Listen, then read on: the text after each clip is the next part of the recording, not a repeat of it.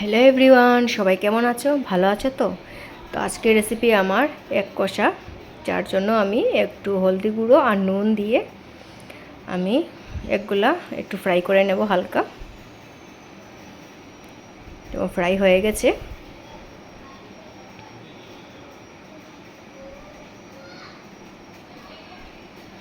এখন আমি ফোড়নে দেব তেজপাতা, গোটা জিরা আর কুচি করা একটা পেঁয়াজ দিয়েছি।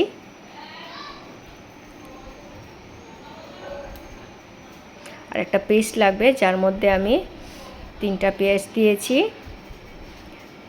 আদা রসুন ওইগুলো দেব, পেস্ট বানিয়ে দেব। এখন দেন ওই কুচি করা পেঁয়াজটা যখন একটু ফ্রাই করে নেব, ব্রাউনি কালার এসে যাবে, তারপর ওই পেস্টটা দিয়ে দেব। টোটাল পেঁয়াজ এখানে আমি 4টা ইউজ করেছি, একটা কুচি করে দিয়েছি আর 3টা পেস্ট করেছি। তো একটু ভালো করে হালকা নাড়াচাড়া করে দেন আরেকটা আমার পেস্ট লাগবে,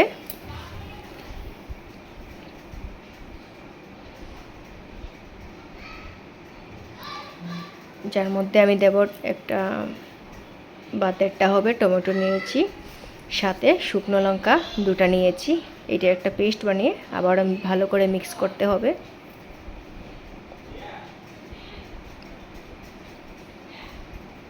তো টমেটো যখন যাবে তো নুন তো যেতেই হবে, তো পরিমাণ অনুযায়ী নুনটা দিয়ে দিলাম।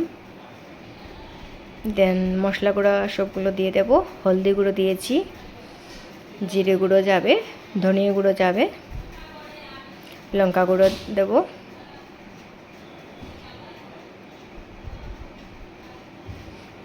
একটু জল দিয়ে ভালো করে মিক্স করতে হবে।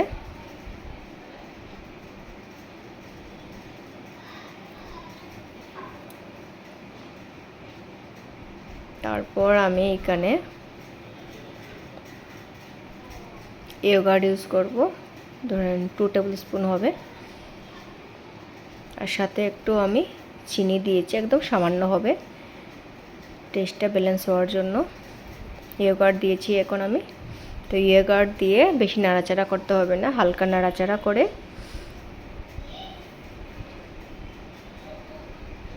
আমি ফাইনাল জলটা দিয়ে দেব। একটু গ্রেভি টাইপ হবে, তার জন্য বেশি জল দিতে হবে না।